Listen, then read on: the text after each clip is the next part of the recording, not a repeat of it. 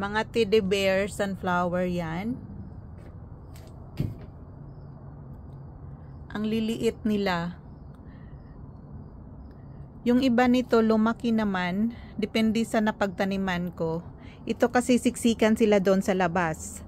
Kaya kinuha ko. Kaya hindi sila lumaki. Ganyan lang sila.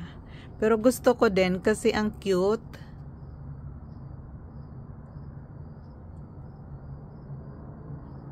Ang cute nila.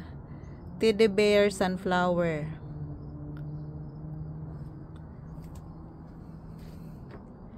Yung iba doon lumaki naman. Tumangkad din. Wala na kasi akong mapagtaniman. Punong-puno na yung garden ko. Kaya pinagsiksikan ko na lang sila doon sa labas. Ngayon kinuha ko sila noong nakaraang araw. So okay na yan sila. Buhay na buhay na. So ito pa rin yung garden natin. Tingnan nyo guys, ang daming mga beans na naman. Hindi ako naka-harvest kahapon. Ang dami na naman yung bunga. Red or purple beans. So ayan yung ano natin, mga upo dyan, ang palaya, yung backdrop sa likod na waterfall, shower curtain lang yan. So ito yung mga ampalaya natin. Ang dami na rin tong bunga guys.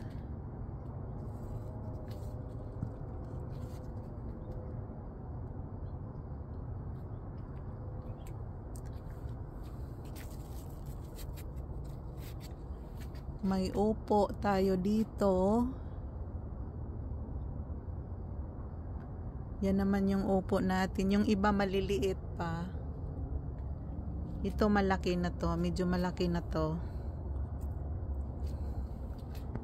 So mga upo, ampalaya, sayote ko hindi nagbunga. Papakita ko sa inyo yung malaking teddy bear na sunflower. Yung matangkad doon.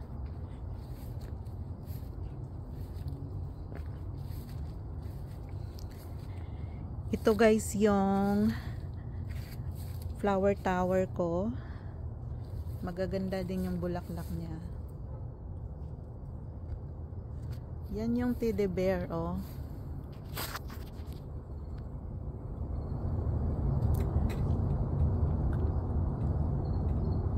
Ayan siya kapag ano, malaki, matangkad. Pero yung iba doon maliit kasi depende sa napagtaniman. Dami pang sunflowers dyan. Mag-harvest pa pala ako ng cabbage.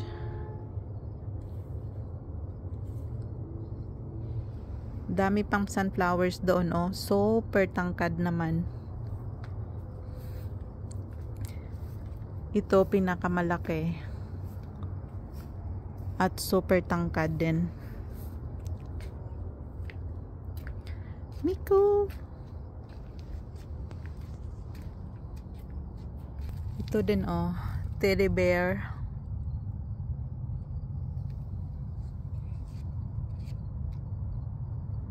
Mga teddy bear sunflowers yan.